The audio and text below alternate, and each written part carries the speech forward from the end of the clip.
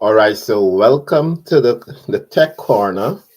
And yesterday, yesterday we were busy. I had a lot of things to do yesterday. So welcome to the Tech Corner this morning. And you're in the Tech Corner, and we're about to conclude the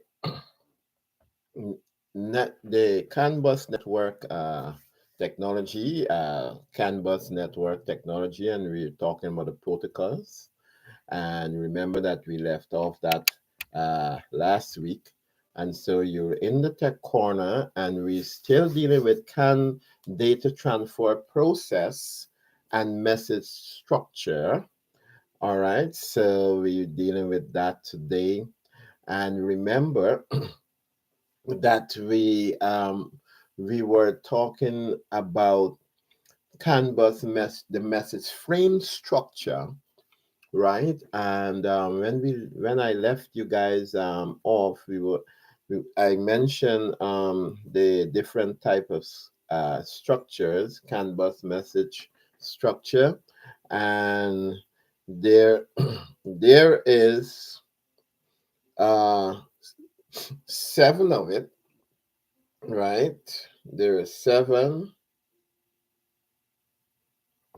There's seven functions in that structure.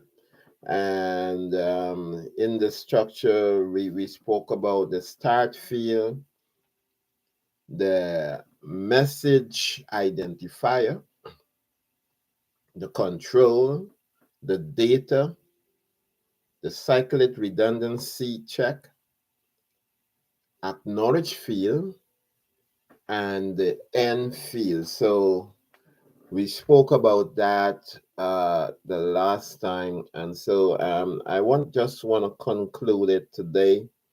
Um, I want to talk about a little bit of the sample message frame, right? The sample message frame. I want to talk about that today. The sample message frame, and before we get into this network conclusion,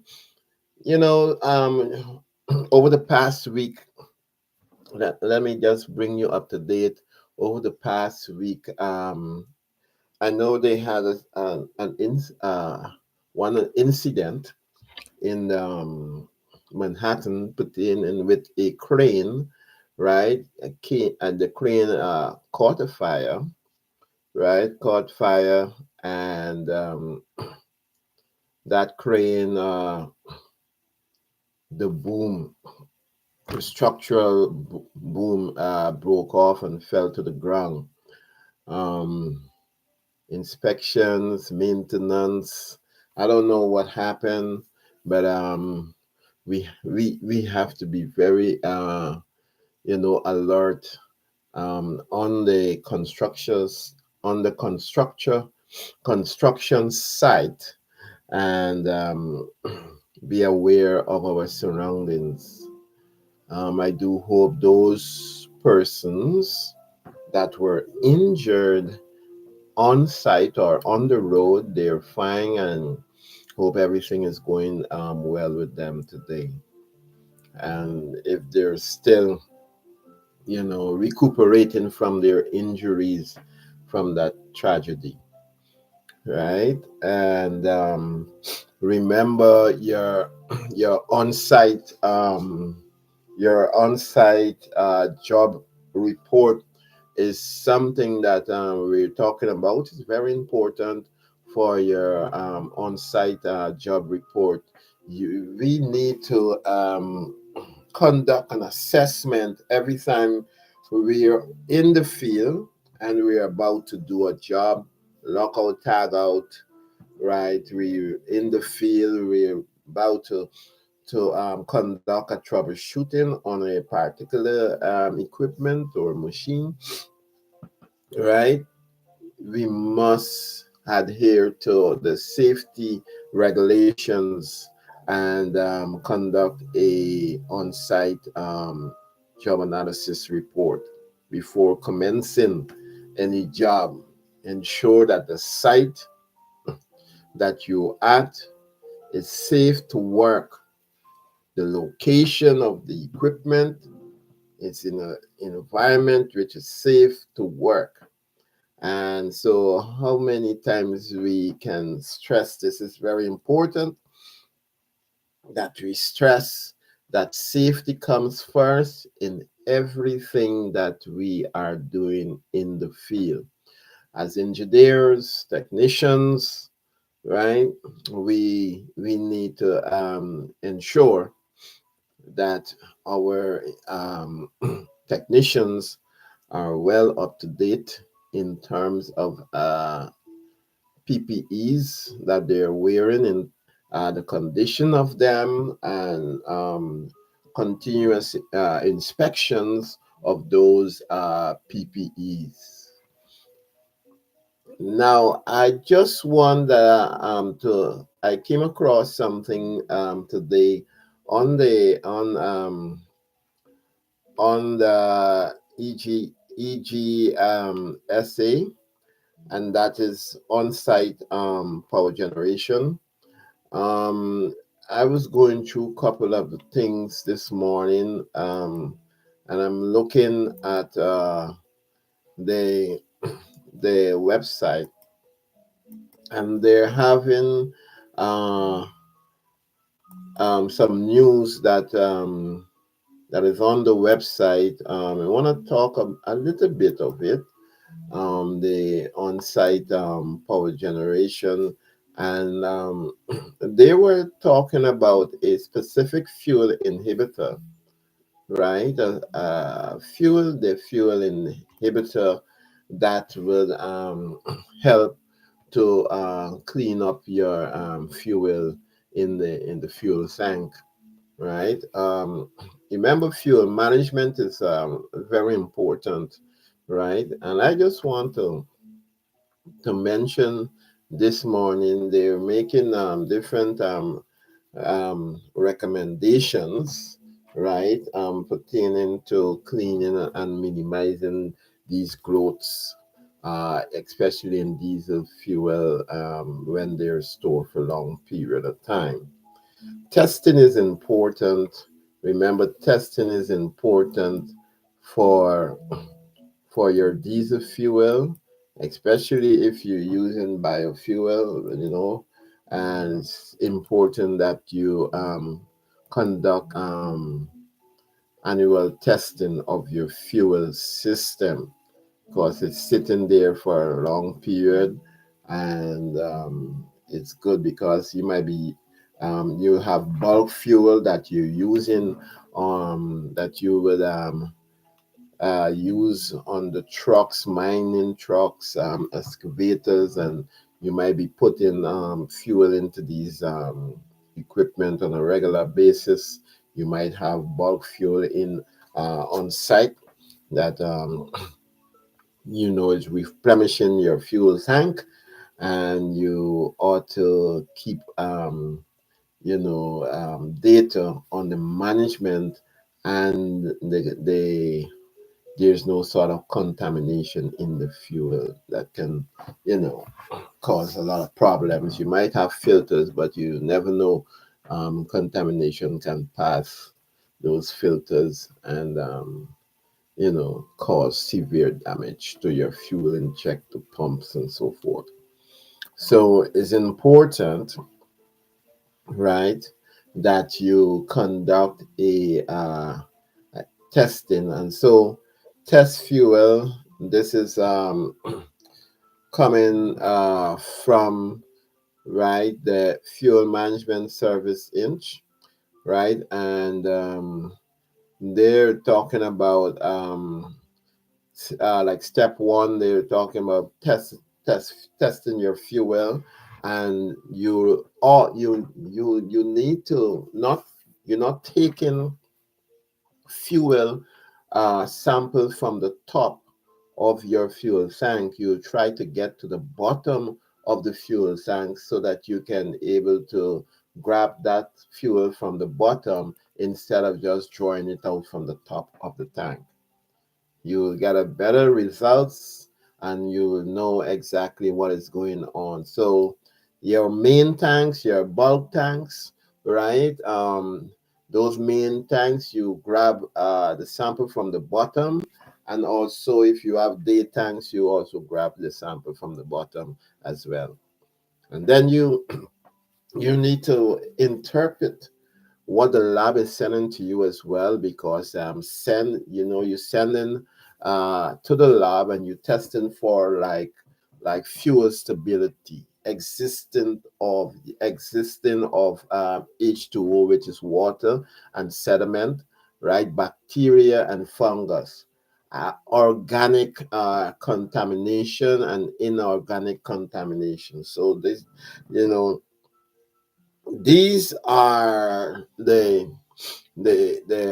particles that you're testing for. You're testing, right, the fuel for fuel stability, existing of water, sediment, right, bacteria and fungus, or organic contamination and inorganic contamination. And then they're mentioning as well that you can treat your fuel with the 1032 fuel inhibitor, right? And it's a biocide as directed by the laboratory results on the type of contamination that the results you know brought back to you. It's recommendations that they would make. The lab would make a recommendation to use the 1032 fuel inhibitor to clean the system. Then they have a lot of agents out there as well that you can use. They're using machines to agitate and to clean the tank and to circulate the fuel. So every year it's important that you have diesel sitting, and it's there for a period of time over 6 months. It's not moving on a regular basis, but you have about tank that you have a lot of fuel stored inside, or you have an equipment that is sitting on standby for and you have diesel in that tank. You need to conduct cleaning, lab analysis, and check your report, proper interpretation of that report, and they will tell you that they will make recommendation to clean your fuel system.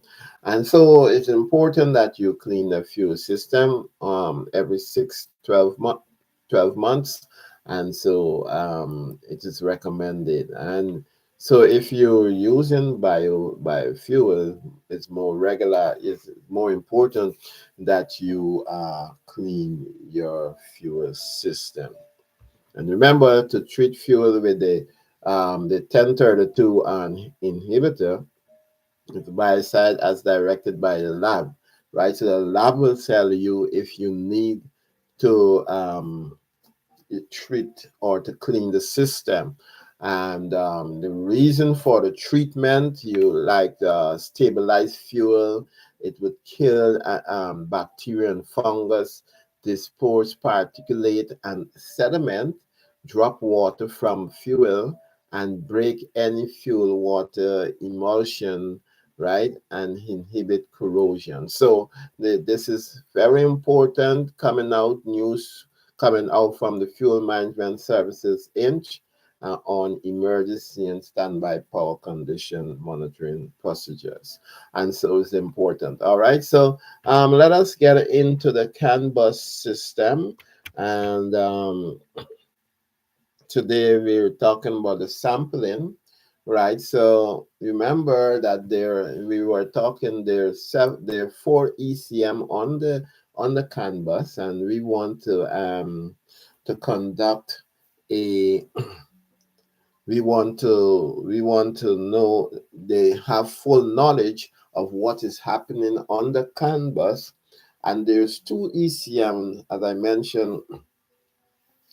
They want the system is idle, and the both ECM now is sending out information to see who will have priority to send a message first, right? And so the sample message frame, right? There could be a lot of data in the message frame, right? As much as 125 bits if the data field uses all 64 bits, and you are using a CAN 2.0b. And remember, the CAN 2.0b is the extension, right? So don't forget that. All right. And also don't forget that the CAN bus network is capable of transmitting up to 1 megabytes per second. This is how fast this thing is, right? That means that it is speed, right? The speed of the network could transmit almost 64,000 of these 125-bit messages within a single second. All right. So the ECM there's an address. All right. There's 01. There's 01001101. So that is what a ECM. This is the message frame. Okay, and all 25 bits shown uh is in a single message frame. Okay, and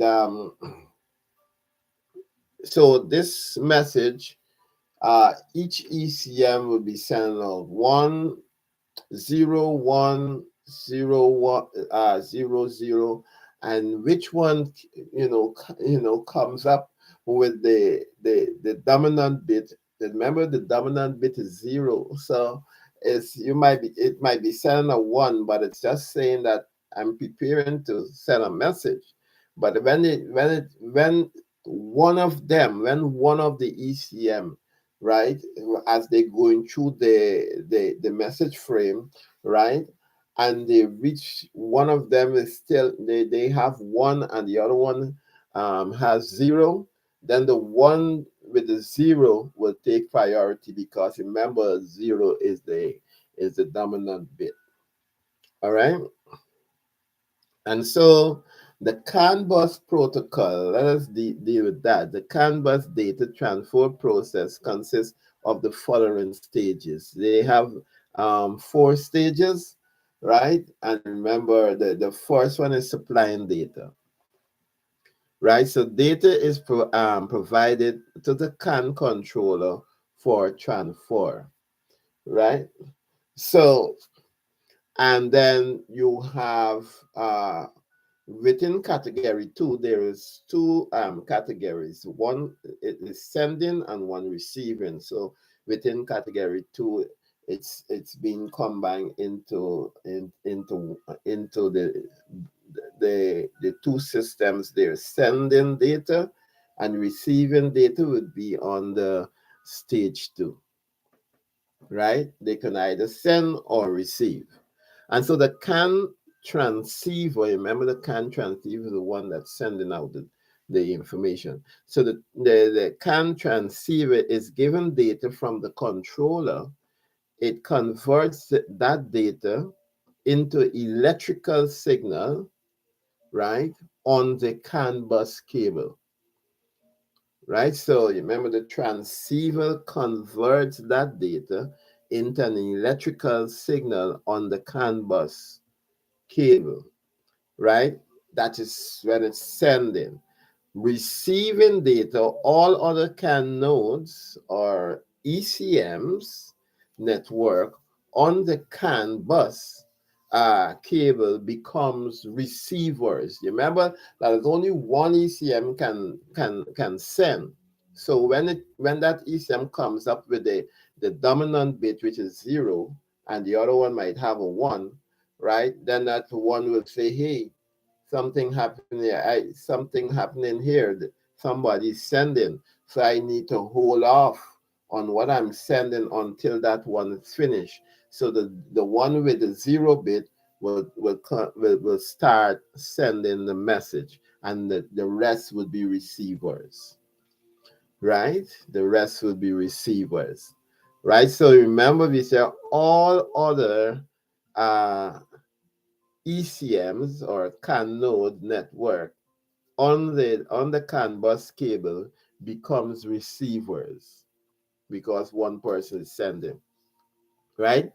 And now those receivers now will start checking, right? Checking data. Each receiving ECM checks whether it requires the data received. So remember now that they don't have to take that message in if that other ECM doesn't need it, right? And so if that other ECM doesn't need it, or what each one of the other three ECMs, because there are four ECMs in the system, and if the one of them would accept and say, yeah, this is for me, and I will take this message in now and I will process it, right?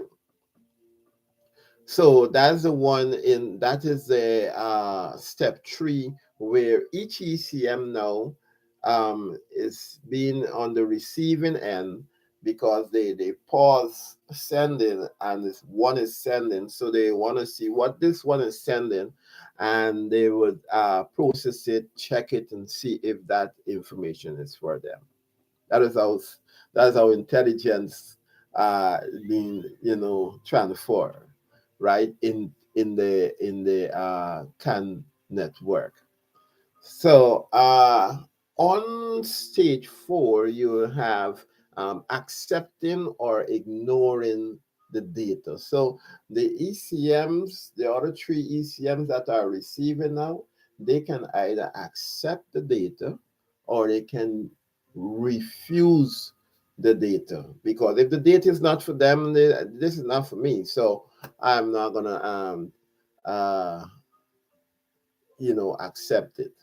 And so the one that is accept, so if the received data is important, right, the ECM accepts and process it. If not, the received data is ignored. All right. So once again, there is four steps on the CAN bus protocol, right? The transfer process consists of four steps, right? Number one step is supplying data. Number two is receiving or sending, right? Sending or receiving. Number three is checking the data. And number four is accepting or ignoring the data. All right. So now the other thing is when the system is in idle, means no data is being sent on the bus. The system is in idle. We when a CAN node or an ECM, right? An ECM transmit a message frame. The message from the message frame does not contain addresses of either of the transmitting ECM or any of the intended receiving ECMs. All right, so let us go through that again. The system is in idle, right? When a CAN node or an ECM transmits a message frame, right?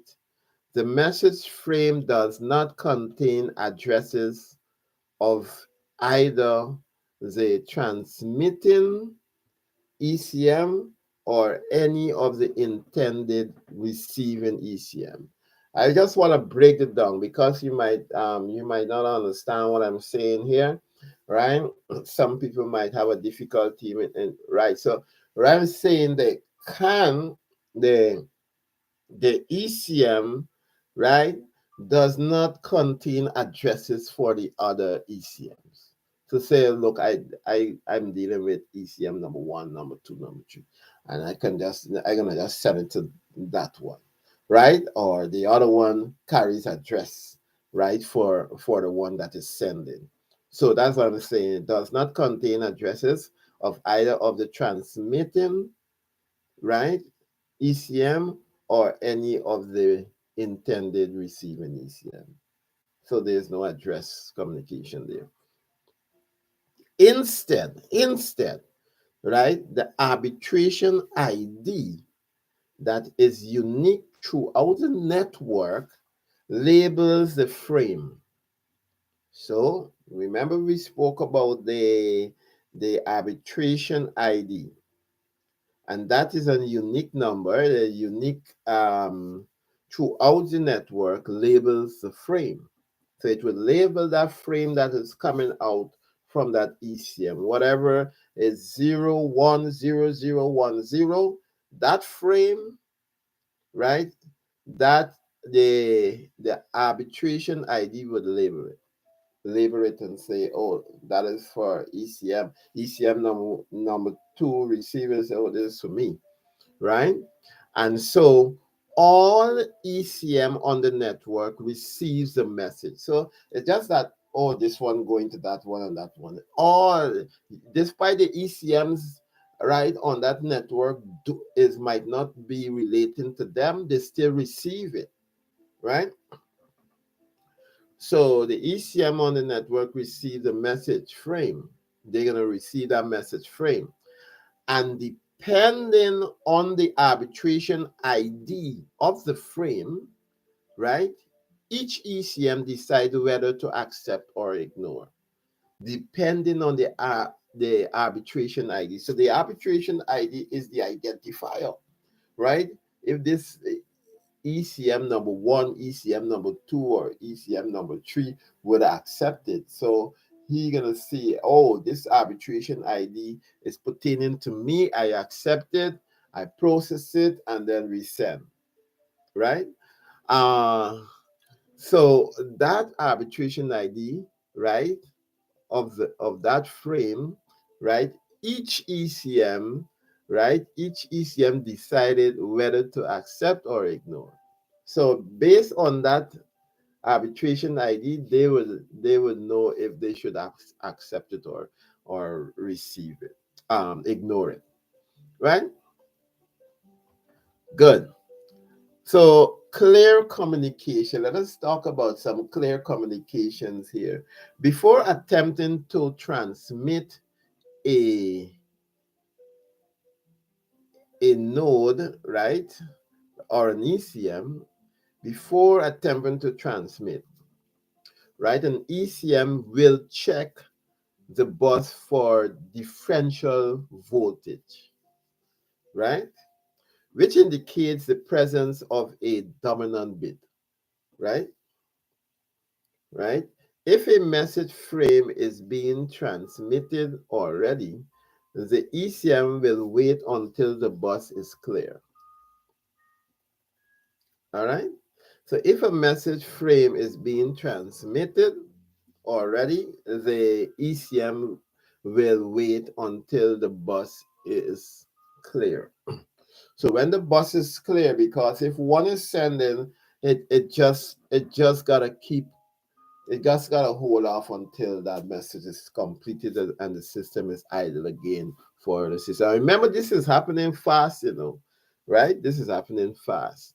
So you wouldn't see really no pause in the system, right?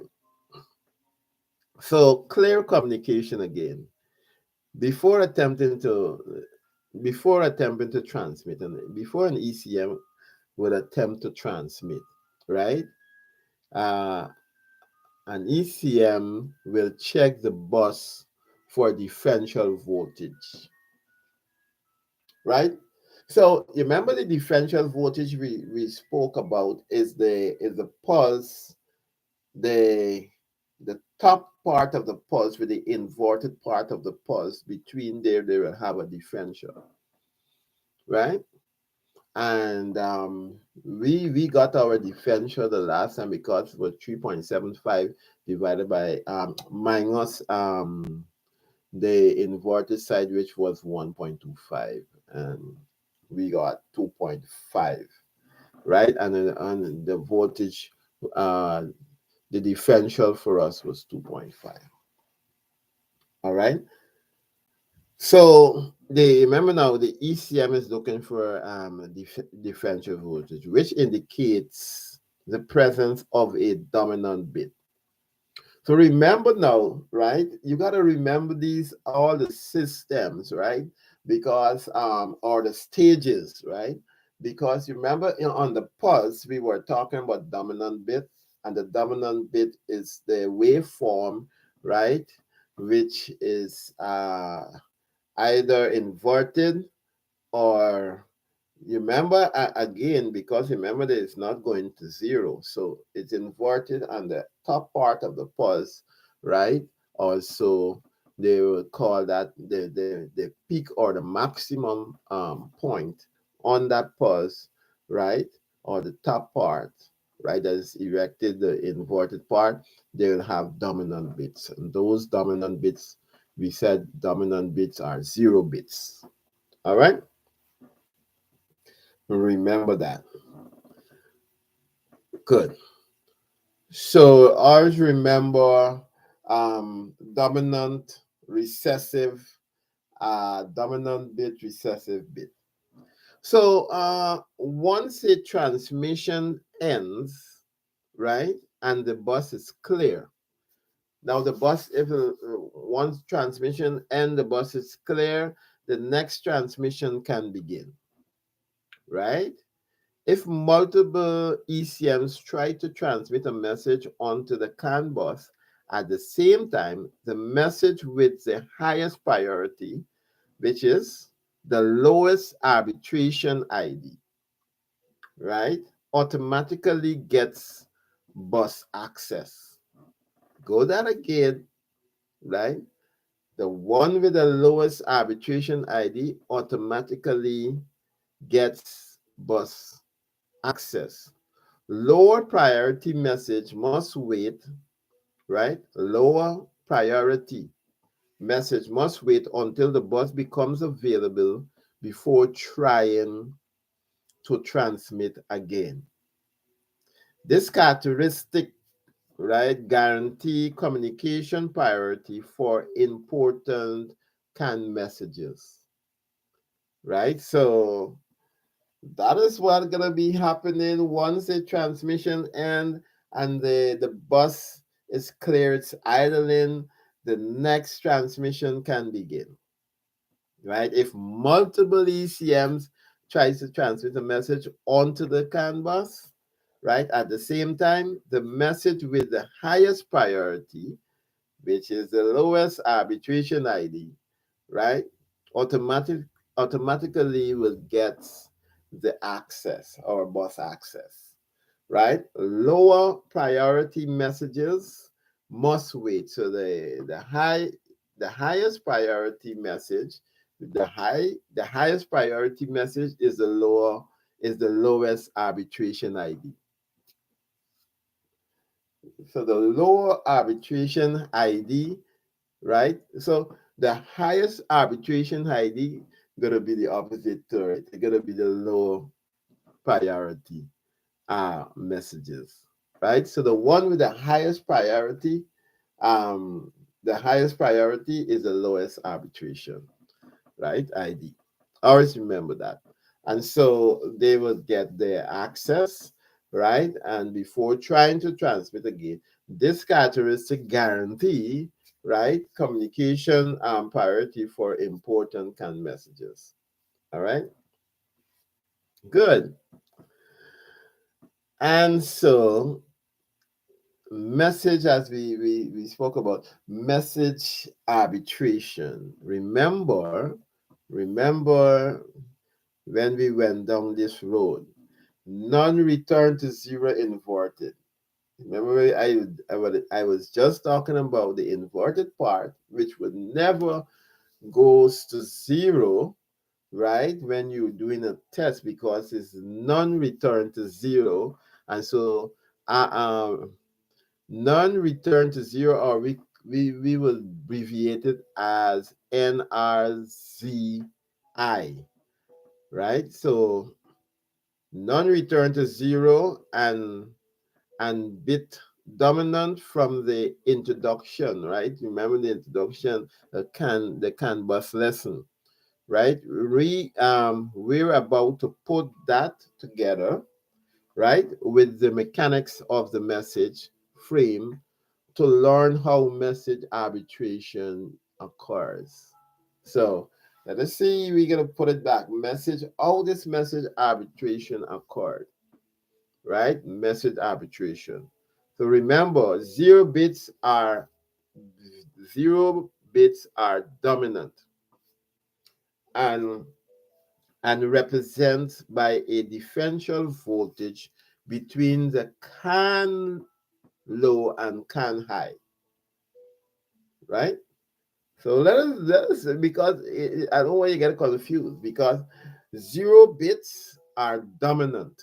Zero bits are dominant. When we say each ECM sends out a zero bits, no, no, no. Both of them cannot be dominating right now. One gotta send out a zero, and the other one gotta be a one before the system, right, decided, okay, the one with the zero bit will commence its message, right? So zero bits are dominant and represented by a differential voltage, because remember it's top and bottom, right? The differential voltage, right, is differential is the difference between the two, right? The subtraction, right? So it represents, right, by a differential between the CAN low and CAN high. One bits are recessive. Going again, one bits are we recapping, right, from the lesson. One bit, right? The one bits, right, are recessive bits. Always remember that. They are indicated by a lack of differential. There's no differential, right, on the recessive bit, because you remember that is the middle of the pulse. Now you have the top, the bottom, the middle of the pulse. That there is recessive, there will be no difference between there will be a differential of zero. All right, there will be a zero differential there. So one bits are recessive. They are indicated by a lack of differential voltage between the CAN low and CAN high lines. All right.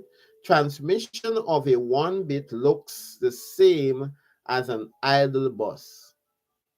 All right. So the bus is idling. The transmission of a one bit is like an idle bus, right? It looks like an idle bus.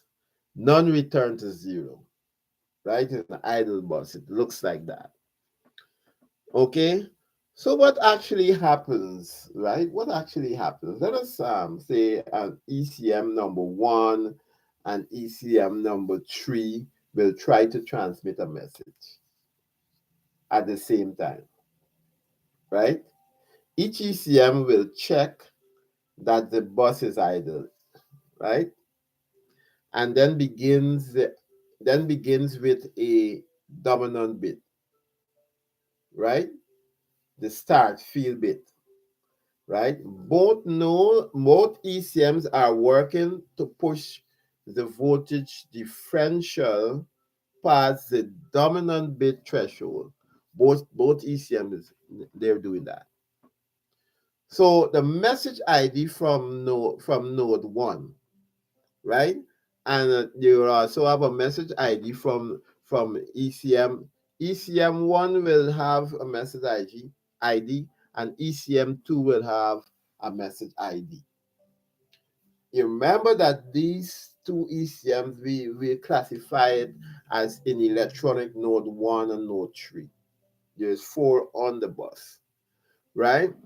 So ECM number one message ID is 011010101. That is the message ID for ECM number one. ECM number two, let's say ECM number two, the message ID from ECM number three, sorry, would be 011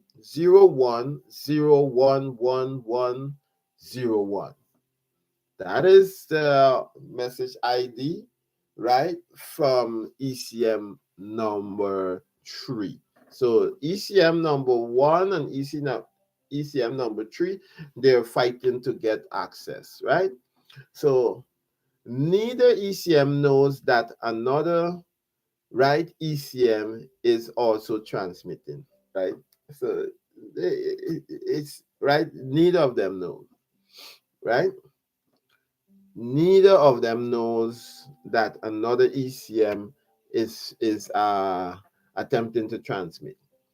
Only that the bus voltage is doing exactly what is wants by exceeding the dominant bit minimum, right? Dominant bit minimum, like working simultaneously, right? The transmitting ECM will actually push the voltage differential higher than one ECM would on its own, right? But that's okay, right? That's okay, right? Neither ECM, right, takes any notice of that, right? Remember, the rule is that the lowest arbitration ID will win. Okay? So this is because 0 is dominant over 1, which in practice means that a 0 bit will override a 1, right? Let's take it. I'm gonna bring you a video, right? That you can able to look at it and see that when it start to go through the message ID for ECM1 and message ID for ECM3. Let us go through the message. Now, when it's sending the message, now ECM number 1 is 0, ECM number 3 is 0. ECM number 1 is 1, ECM number 3 is 1. ECM number 1 is 1, ECM number 3 is 1. ECM number 1 is 0, ECM number 3 is 0. ECM number 1 is 1, ECM number 3 is 1. ECM number 1 is 0, ECM number 3 is 0. ECM number 1 is 1 and ECM number 3 is 1. ECM number 1 is 1 and ECM number 3 is 1. ECM number 1 is now 0 and ECM number 3 is 1. Who gonna get first preference now? Right? Remember, you're going through the message ID. Remember, ECM number 1, you can go through it for yourself. ECM number 1 is 01101011001. ECM number 3 ID is 01101011101. That's the message ID for ECM number 3. So I want to go over it again. ECM number 1. The message ID for ECM number 1 is 01101011001. The message ID for ECM number 3 is 01101011101. So now ECM number 1 is at 0 and ECM number 3 is at 1. So remember, 0 is dominant over 1, right? which which in practice means that a 0 bit will override 1. So who gonna send now? Then the ECM number 3 say, oh, I have to wait because the other one sending out a message. There's a message, something is going on. There's a message on the system. And so therefore ECM number 1 get priority. All right? I hope you understand. As long as both ECMs happen to be transmitting the same bits, neither saw that the other ECM was also communicating, right? But when they try to transmit different bits, the one bit from from ECM 3 was overwritten with a 0 bit from ECM number 1.